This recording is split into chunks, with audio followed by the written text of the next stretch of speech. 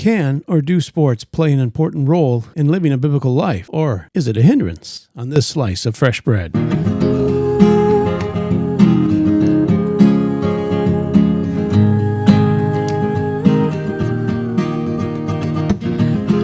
Welcome to Fresh Bread, a podcast ministry of Grace Bible Church, Gainesville, with Pastor Brandon and Pastor Keith. Well, thanks for clicking on Fresh Bread. Fresh Bread, podcast 97. Fresh Bread, where we're bringing the truth of God's Word to a starving world. And today, this is a few weeks after the Super Bowl, all the sports stuff. We're going to ask the question, can or does sports play an important role in living a biblical life, or is it a hindrance? That's the question today on the podcast. So I'm going to ask Pastor Brandon, I'm Pastor Keith, what do you think of that? What do you think of sports?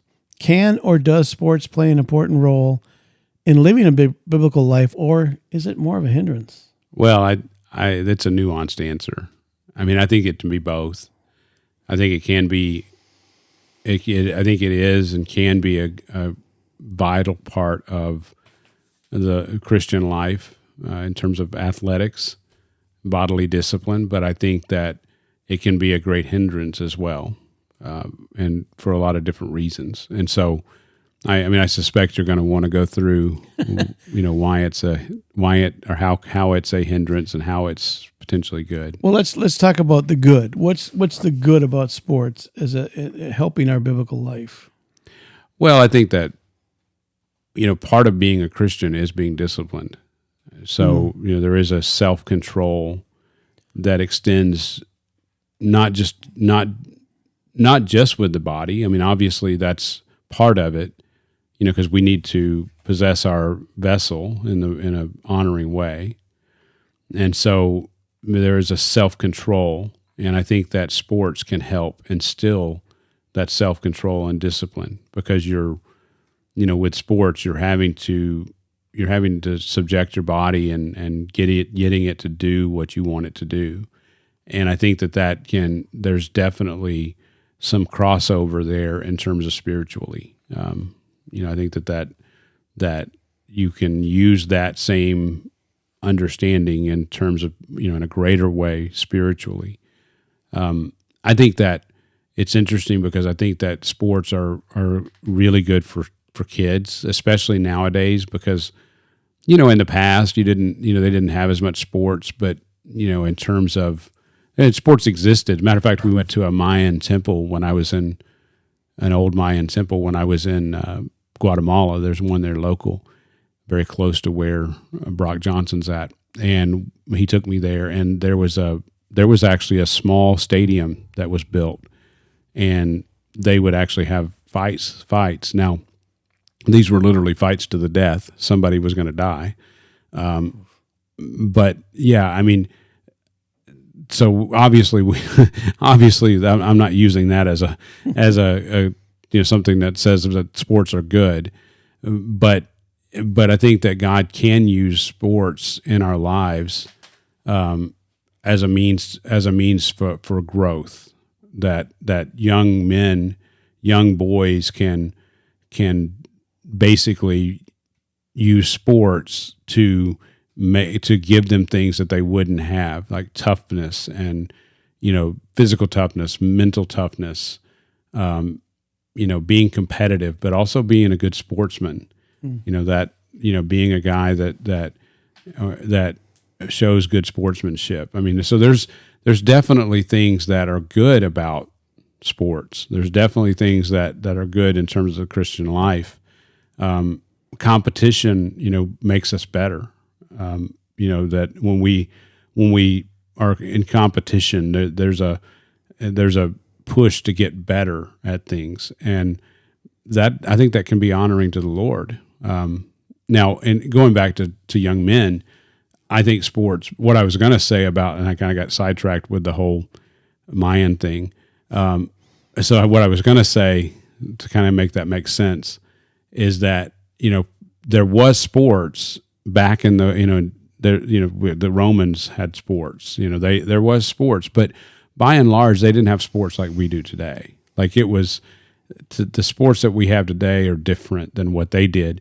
But, sports weren't as necessary back then because, they had to go and they had to go and help, feed the family. And, they were running in the woods and they were chasing after deer, after prey to feed the family. And, there was, they were, farming. And so sports weren't as, widespread as they are today. But I think I think that there is an aspect of sports today that sort of replaces that. It's a substitute for it, for that type of lifestyle.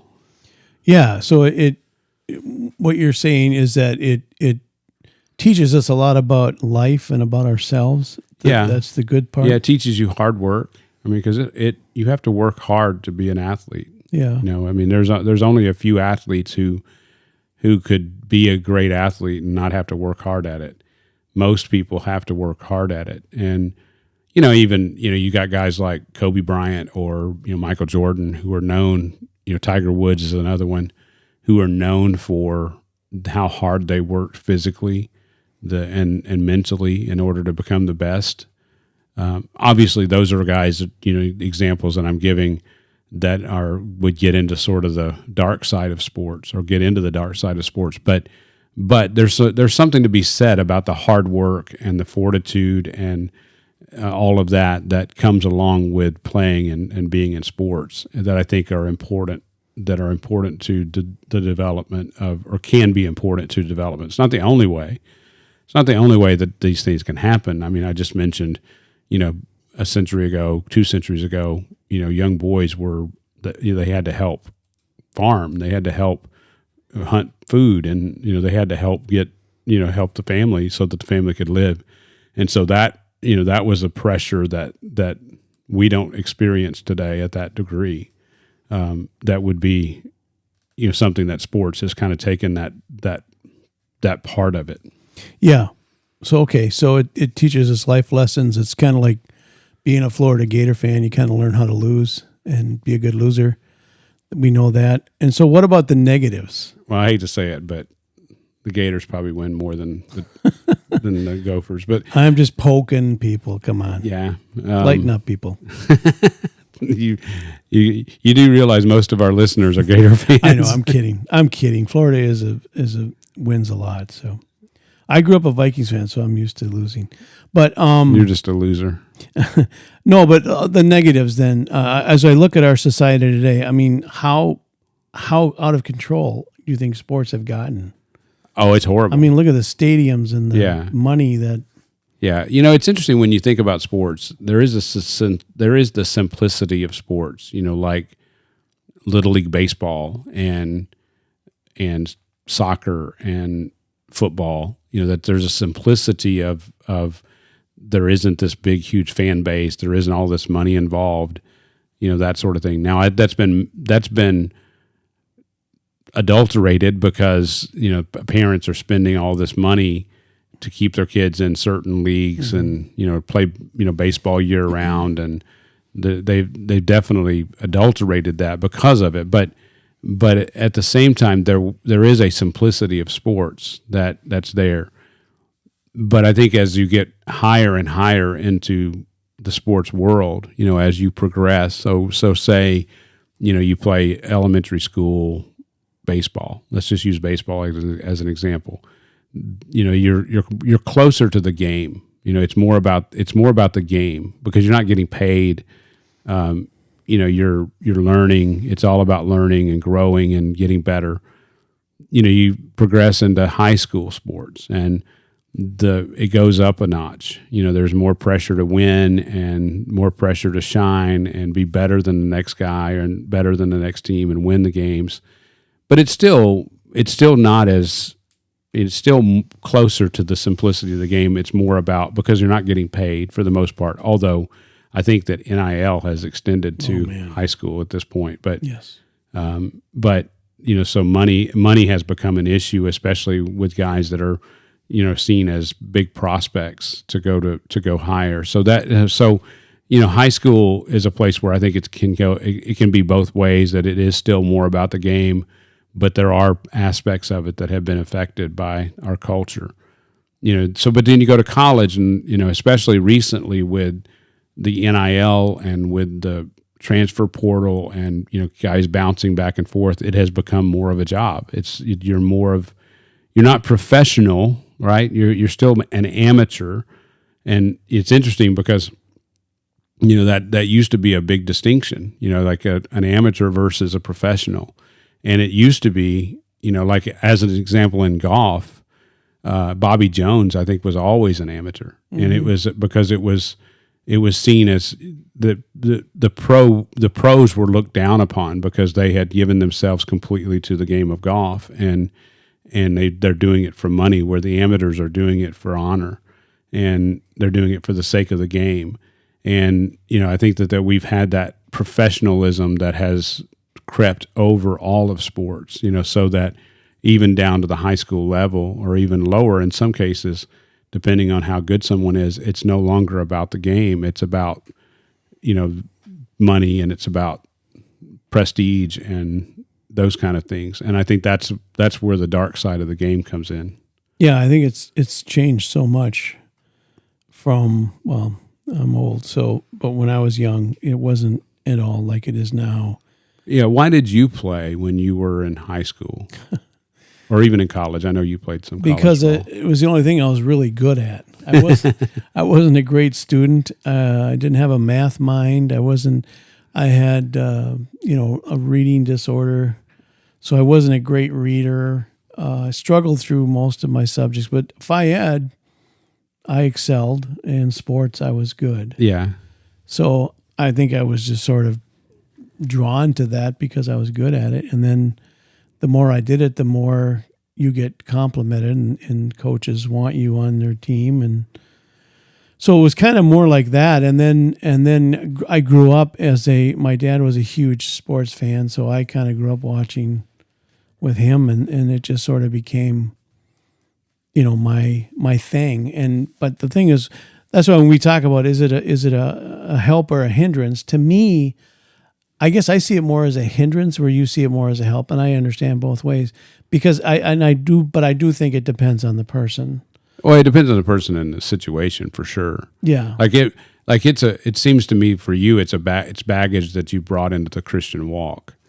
Well, it was my God. Yeah. I worshiped sports. Yes, and I like I was telling, I always kid my wife, but it's true. I mean, on weekends I was it was 20 hours of football. That was and I thought, that's not that much. That can't be that bad. But now you've got football on, Mondays and Thursdays, and I'm sure Wednesdays are coming, and Friday. And in college football when I grew up, college football was always played at 1:00 on a Saturday. There were no Saturday night games. Now you've got games that start at 11 and go to 1 in the morning, because you got Pacific Coast time games, so you could watch football all day. And then NFL, you got Sunday night games. So it just, we're so saturated with sports, and we haven't even got into sports betting. That is another thing that's just, that we look at the corruption of our world. Gambling is just, that's huge. Yeah. I mean, sports gambling is massive. Yes, yeah, and now they've legalized it almost everywhere. Yeah, well, we definitely want to discuss that, because it is a problem. But yeah, I mean, I actually understand all of the reasons why it's a hindrance, and I've gone through that as well. When I was an unbeliever, I was big into watching sports. I would watch any kind of sports. I would watch tennis. I would watch auto racing. You were very much into like. Yeah, I would everything. Watch golf. I would watch football. Football was probably the biggest for me, but I would listen. I grew up, one of the escapes. My family life wasn't the greatest. I mean, I love my parents, and we've talked about that before. But when in growing up, sports was an escape for me. It was an escape from the reality of life, and. So I would go up and just listen to the radio and listen to the basketball game or listen to the football game on the radio, and that was I just loved. I lived for that. That was back in the day when like you say, I didn't realize that they all started at 1:00 back. I did realize that a lot of them were afternoon games because most stadiums weren't lit back in that time. And so, but yeah, I mean, it was an escape for me to listen, even just listen. And, I didn't watch them on television that much because they didn't come on television very often. That it was one or two games a season that they might be on television. They're talking about the Razorbacks. They would be on television just a couple of times. And then even when I first moved to Florida, I moved away from Arkansas, and you get out of that market because it used to be that these games were more regional and there wasn't as many big games that were U.S. like covered the U.S. And so, I listened, and back then, moving here, there wasn't even radio. You couldn't, nowadays you can listen over the internet. And so, yeah, I mean, but I say all that because sports was a big part of my life, and I had to give up a lot of that. As a matter of fact, the first when I became a Christian, the church that we went to, part of the reason why I chose that church was that they started at 10:30 and they were done by noon. It started because I was used to church lasting a lot longer because, being from the South. And so, we would go from like 8 a.m. till 2 or 3 p.m. We'd have lunch and all this stuff. And it was just so boring for me. And I hated going to church back then. So when I went and when I was in Nevada and we went to this church, I loved it. 10:30 to noon. There's no evening service. There's no Wednesday night service. There was a small group, but I loved it. And I thought, and that was actually like, this is perfect to me. I go listen and then I'm done. I can go home and watch my, sports. It was actually, that you could watch football or watch the race or whatever. And it just sort of fit. And ultimately the Lord began to show me that was all baggage that needed to be dealt with, that it was an idol in my life that needed to be dealt with. So I went through a long period of time where I didn't watch nearly as much sports, and I'm not back to where I watch a lot of sports. At this point, I do watch sports more, but I would say more than I had for a long time. But mostly that's because of the time I spend with my sons. They enjoy sports, and it's a time that I can kind of bond with them in that way. Yeah. So. That is a good bonding time. So that would be another plus to sports. You can bond with your sons and daughters over, a game, but not, not every game that comes on, but if you pick a team. Yeah, I mean, so actually, funny enough, all three of my boys like the Razorbacks. All three of my boys. All three of us, not all three of my boys. My boys and myself, we all enjoy the Razorbacks. So they pull for the Razorbacks, and it's just really a cool thing. And that's been fairly recent over the past 2 or 3 years that's happened.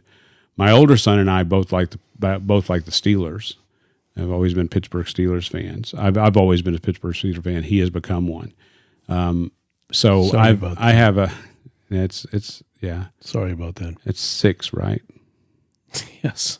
6-0 for me being a Vikings fan. The Vikings haven't won the Super Bowl? No. Been there 4 times, and that's why I said they have never. I'm sorry to hear that. Sounds like the Bills. Yeah, and it's funny because the Bills almost beat Kansas City this year, and if they had, they probably would have lost to Philadelphia, so they would have lost 5. Yeah. That's the most record. But yeah. But yeah, anyway, getting back to you and your boys, it's funny that I grew up growing up in Minnesota, you become a Minnesota Gopher fan, Minnesota Viking fan. Hockey was a big sport for me. I played a lot of hockey when I was young, and we talk about traveling teams. Traveling teams are now the thing for young kids. Back then, hockey in Minnesota, if you didn't make a traveling team, you had no shot. And I remember trying out for like 4 teams, and I came so close. I was a goalie and a defenseman, and I was always like the second or the third guy, the last guy cut, but I never made it. And so it was heartbreaking. So then I switched to basketball. I couldn't make it. But now I would say a big negative for younger kids is, what would you do if your boys, and you have 2 daughters that played sports, pretty good athletes, if they had to play on Sunday mornings? Well, we made a choice as a family not to do that. At least not to do it as a regular occurrence. We did have some with our last daughter, our fourth child, Kayla. We did have her. She had a couple of times where she played on a club soccer or a club volleyball team, and there were a handful of times that she had stuff on Sunday, but it was very limited. As a matter of fact, we chose the league that we were in because we didn't want to play on Sundays, which limited them being able to do those kind of travel teams because most of those play on Sundays. And so I think the only time we ever did travel was when Chloe did travel softball for a while, and Kayla did travel volleyball. But in both cases, we just would not. Sunday morning was off limits for us. We just didn't see sports as being that important. Yeah. Like that's the priority is worship. The priority is family. So we, my kids could have done better in sports, I'm sure, had they been more involved in travel sports, because that's the what people do is travel baseball, travel volleyball, travel soccer. Yep.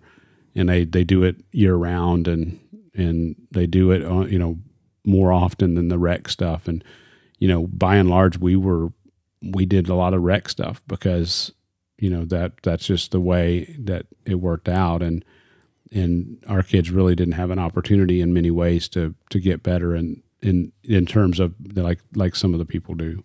So yeah, what do you think of? We're talking about young kids in middle school to high school. What do you think of them specializing in a sport by the time, let's say, they're in sixth grade? Yeah, their parents buy a trainer.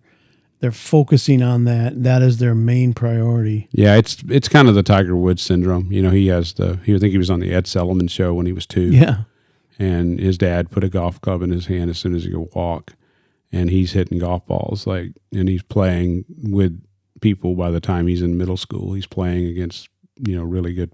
He's a really good golfer and playing against people in the club. But he's specialized, and there's a whole, I think it's 10,000 hours. Like that's what it takes to truly master something. And so, that the idea of 10,000 hours of playing basketball, or 10,000 hours of playing baseball, or 10,000 hours of playing soccer, or whatever, that's how you become, elite. And I think that people realize that you can't become elite unless you specialize in one. And so I think that it ends up being, because everybody wants to raise a Tiger Woods. I say everybody, but most people want to raise a Tiger Woods. They want that guy that's going to be elite at whatever sport, and they realize that there's only so much time in the day. Yeah, you can't have 10,000 hours at 2 or 3 different type sports and still be able to do the things necessary for life, whether it's eat, drink, sleep, or whether it's going to school. I mean, you just can't do all of it. So they end up specializing in one sport. And so you ask my opinion of it. My opinion is that I think it's terrible. I think it's a terrible thing, and that people do specialize that way. Yeah, I don't think a trainer is necessary either. Do you bring in a professional pitcher to help your son throw a better curveball, or is that important? Well, it's interesting in baseball that this has been acute in baseball, that there's been overuse, and especially kids are hurting their arms, their elbow, their ligament. Tommy John, named after a baseball player that this happened to, where that ligament gets detached or torn, and so. Yeah, I mean, I think that is a graphic reason why you wouldn't want to push these kids like that. But I think also you run the chance of burning them out. That they begin to hate the sport, especially when you add in how it changes as you go up the ladder. The more the better you are, the higher you go, the more of a business it becomes, and so they completely lose sight of why they enjoyed it in the first place. Yeah, was it you that talked about this? I was talking about with you or someone where they said that when I grew up, I played 3 or 4 sports, football, baseball, basketball, hockey. Now kids, if they play hockey, that's all they play, or they play baseball, that's all they play, or football, that's all they play. They're doing it year round. Yes. Was that you that said that sometimes your body needs different motion. Well, I think to do it different things. wasn't necessarily me, but that is true. I think in terms of becoming an all-around athlete, that your body does need more. Like it's good to. I mean, as an example, pairing up soccer and baseball would be fantastic because there's a hand-eye coordination with both, but one is more focused on your feet and your hips, and the other is more upper body and hips, and so it would, it's going to be good if a kid plays multiple sports, because at the end of the day, I think we have to realize that 99.9% of these kids are never going pro. Yes. Right. And what you're wanting to do is give them a foundation for life, and sports can be a part of that, developing that foundation because of what sports is, but it's not. You shouldn't be trying to push your kid to become pro. That shouldn't be what Christians are doing. That we should be wanting our kids to be well-rounded. That we want them ultimately to be worshipers. That they would worship the Lord, and so everything that we do with them should have that as a goal, as opposed to we want them to be the next Mickey Mantle or I guess that shows how old I am, or whoever Aaron Judge, who the new baseball players are. We want them to be. We should want them to be godly and fathers and husbands and wives and mothers and that sort of thing. And I'm thankful that that's where I think my kids were all involved in sports, but we never made it the central thing in our life, the central focus of our life. But my kids have all been exposed to sports and the simplicity of the game, and they all played multiple sports. They all had, by high school they all kind of specialized, but although Brandon played basketball in high school, Chloe I think played volleyball and basketball in high school, and I think Kayla as well. And so Kayla ended up doing just volleyball at the end when she was at Newberry. But I say all that and to say that my kids are all out of sports now. Like, it's over. And I see more now that I should have had even less of a focus on how quote unquote good they were, and more of a focus on who they were. Mm. More of a focus, less of a focus on their skill and acumen and hitting a ball or throwing a ball or whatever, versus their character. So let me ask you, how can let's say a young Christian guy, let's say he's 15, he's a really good athlete. How do you keep someone from not being, I don't know what the word is, conceited? Because now you've got these kids in high school who are being approached by colleges. We're gonna offer you, $800,000 if you come to our college. And we see this all the time where kids are recruited, and it's become this giant show where they pick a hat. You ever see that, where they sit at a table and my goodness, I was recruited in high school by small schools, but it wasn't anything, no one cared, but it's just, how do you stay grounded in your faith when all this stuff's going on, when the money is it's glittering over here? Well, I think it's the same in any walk of life. When you get into the business world, staying grounded when people are throwing money and bonuses, and everybody's going after how much you can make, and it's all about position and power. There's a certain draw to that, with people, and because our hearts love that sort of thing. Our flesh loves that, but it's recognizing that those things are not important, and that ultimately what's important is my relationship with the Lord. And that should a Christian see, that Christian guy, that 15-year-old who's offered all this money, should he just say, "Look, I'm going to a Christian college. I'm going to study the Bible. Sports is not." I don't know if I'd go that far. That it's. I think that's a decision they have to make for themselves. I certainly wouldn't want to say that somebody that as a Christian you can never be on a big time sports team, because there are Christians. It's interesting because I think that there are a lot of Christians in sports that, I think that are genuine Christians and that are in higher places. One of my closest companions in college or in seminary was a former college quarterback. And so, yeah, I mean, and he talks about how many people in the sports world, or he talked about how many people in the sports world were Christians and following Christ. And so, yeah, I wouldn't go so far as to say you could never go there, but I think you have to be cognizant of the danger and how much it's a temptation to worship the created versus the creator. So are we doing it all for the glory of God or for our own accolades? Because as I'm just going to ask you this, like when you look at professional athletes, how much of their time is spent training and doing what they're doing, and how much time is spent in the Word and growing? Well, I obviously can't answer that question, but I think that, a vast majority of them are spending way too much time training and not, but don't training you have to do that bodily, if you're a professional physical training athlete versus spiritual training? Well, I don't know that you have to. Like, I don't know that.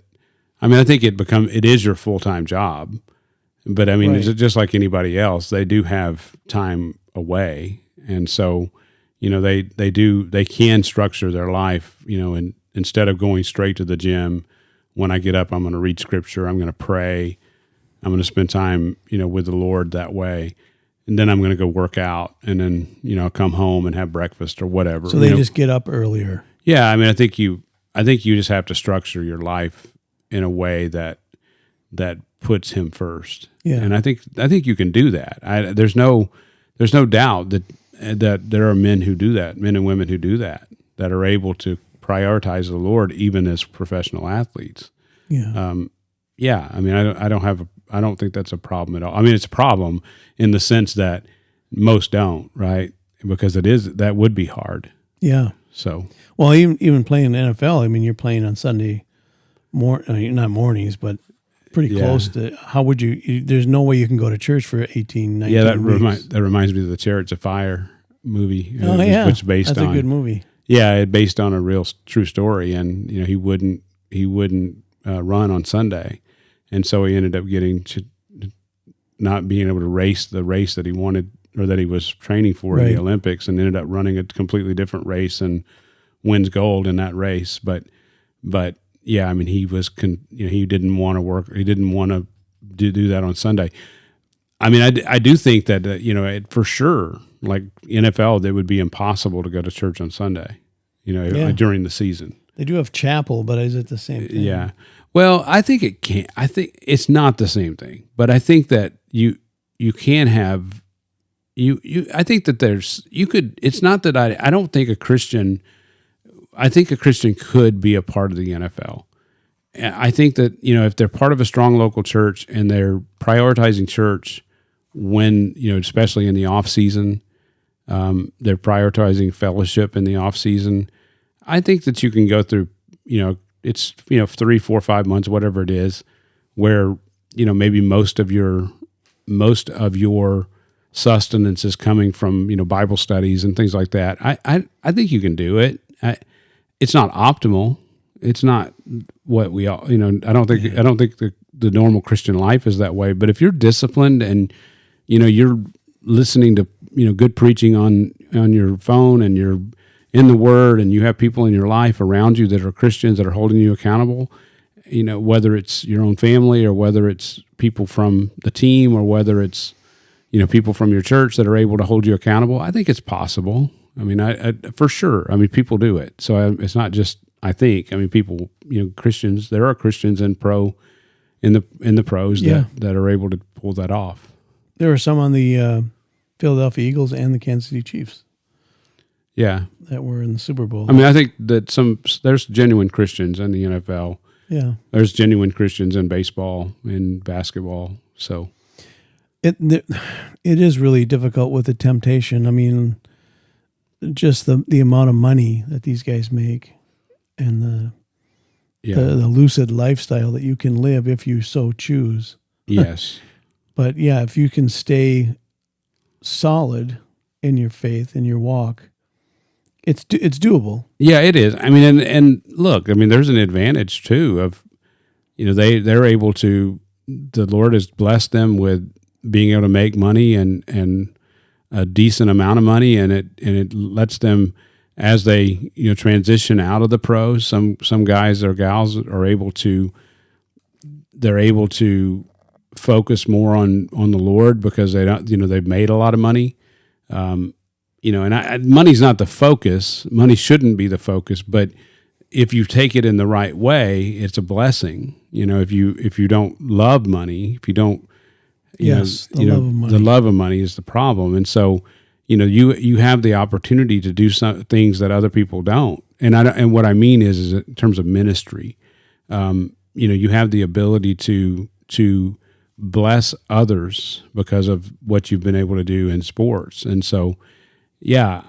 It opens a door too to spread the gospel. If you're a well-known professional athlete, you can go to a school and they'll talk to the kids and say, for sure. It does open pathways that most of us don't have. So as we look at sports, does sports play an important role in living a biblical life, or is it a hindrance? It all depends on the person, right?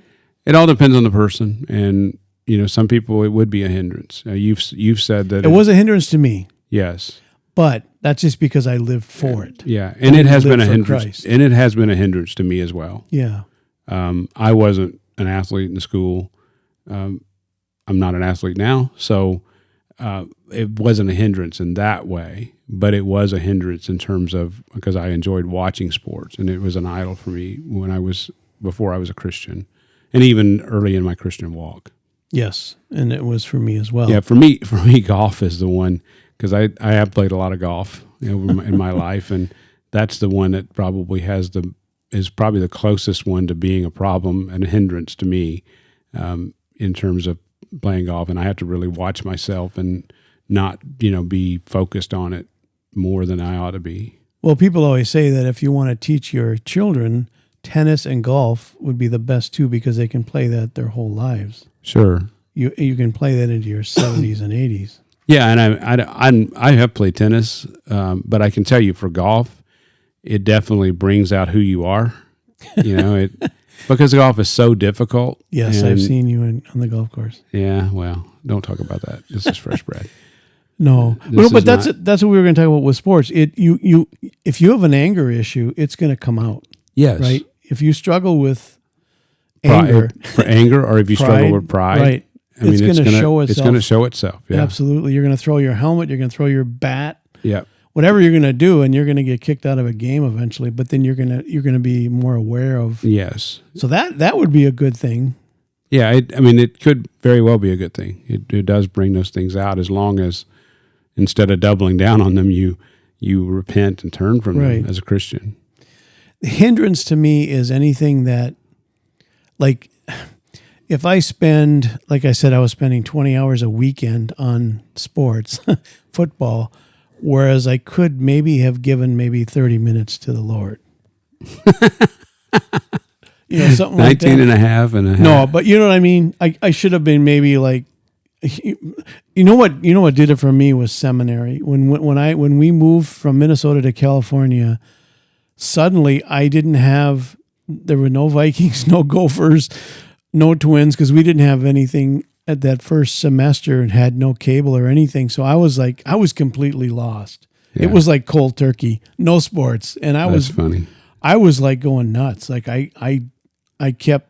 had the internet, so I would be able to follow it. Yeah. But it was not like it was. But then I realized how ridiculous it is to be a sports junkie, because I've been a Minnesota Golden Gopher football fan since, I swear, about 1975.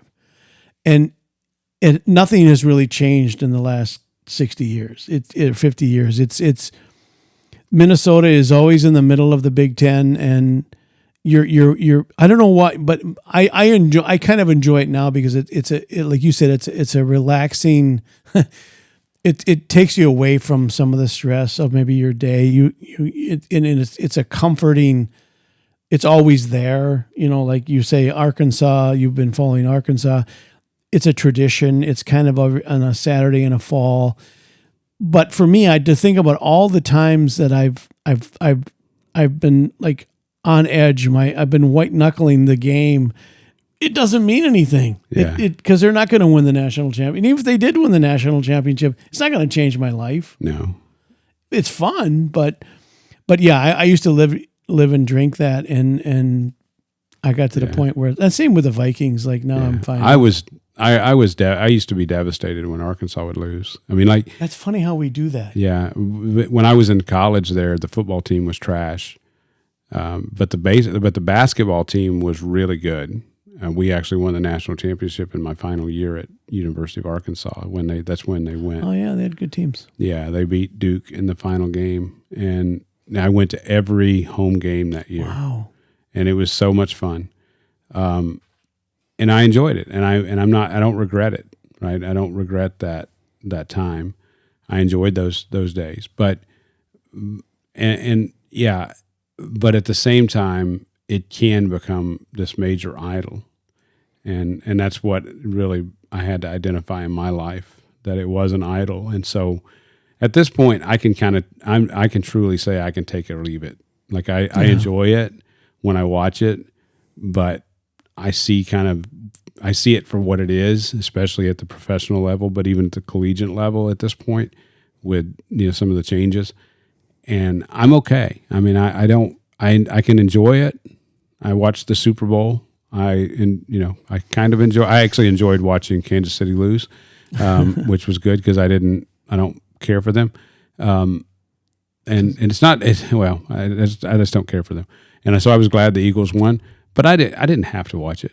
As a matter of fact, I went to bed before it was over, which, I went to bed pretty much after the game was in hand, but I don't have to have it. Like, it's not that important to me. Yeah, I agree. So anyway, hopefully this was informative, that sports, it can be a hindrance, but it also can be play a good role in our walk with the Lord in living a biblical life. Yeah. And going back even, I think it was a parent who asked this question, and who this parent loves sports and is involved in sports, been, coaching, playing different things. And now, his child is moving in that direction. I think he even has started soccer recently. And so I think that was part of the question. And I would encourage them to continue it.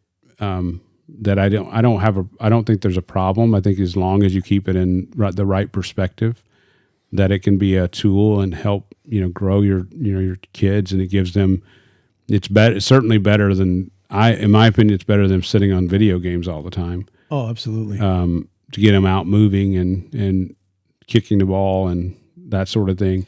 And I think that it's interesting because I think sports helps with leadership, because it exposes you to issues that you have to deal with. And so I would encourage parents to do that, but I would also encourage parents not to prioritize it, right. Where, especially over church, over gathering with God's people, and not to prioritize it over family, like it becomes your God, that you just have to, you just want your child to become this professional athlete, and that's your whole goal and drive.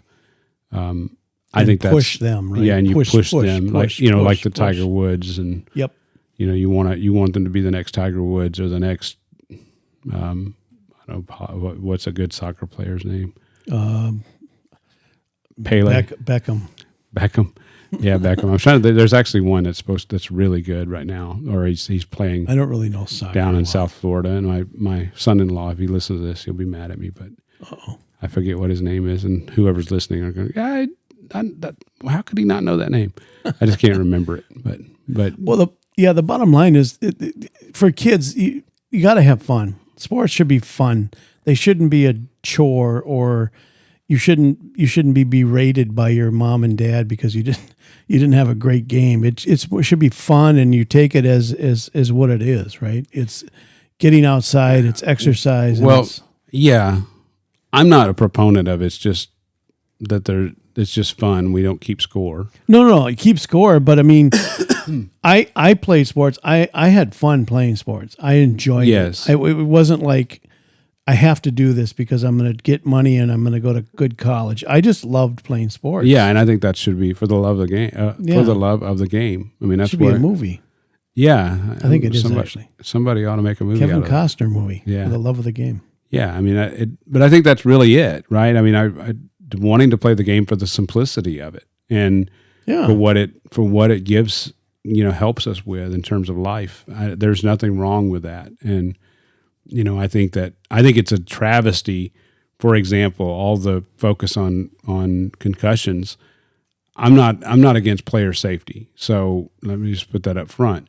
But there are people that are saying it just drives me wild. These professional guys that I played football and I would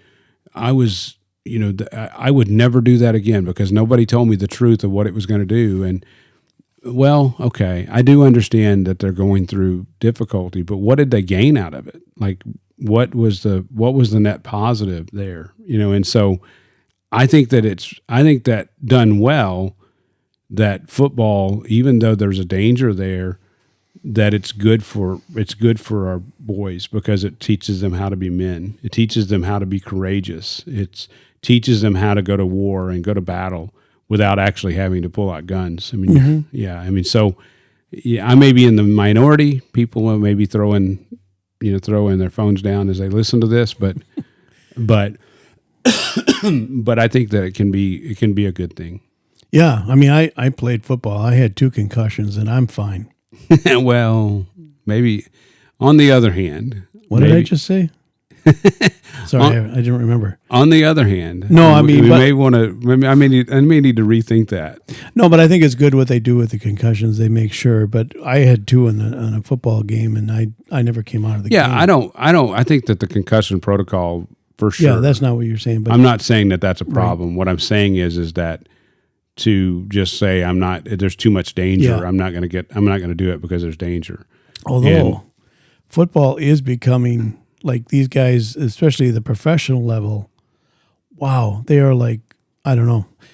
When I played, we spent time in the weight room, but we weren't. Yeah, that goes chiseled. back to that. That goes to that whole specialization issue. Yeah, I mean but anyway, I would say high school and college, it's getting to that point, but I think it's still fine.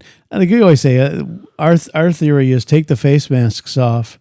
I would let them play like that. And I was going to say that would eliminate 90% of the concussions. It would take a while for them to realize that there's no face mask. I mean, a broken nose is the price you'll pay. But I mean, rugby, I don't think there's a lot of concussions in rugby. I mean, there can be. Yeah, there's a few, but not as. I don't think as many. Yeah. Which is funny. I mean, somebody may want to, challenge us on that. I do remember there was a rugby player in college that he would come to class. He was a rugby player at Arkansas, and he would come to class, and he would ask like the next week, "Did I go to class last week?"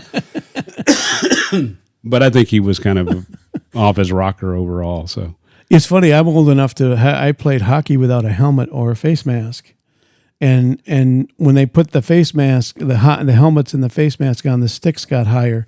Yeah. I never had a high stick or anything when I played without a helmet. Yeah. So, but anyway, it was dangerous. But we're very safety conscious in our world today.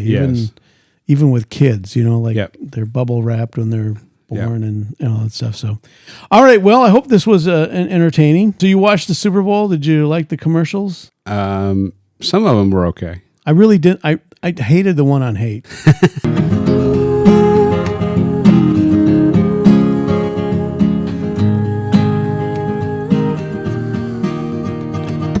You've been listening to Fresh Bread, a podcast ministry of Grace Bible Church Gainesville. For more information, go to gracegainesville.org. And thanks for listening.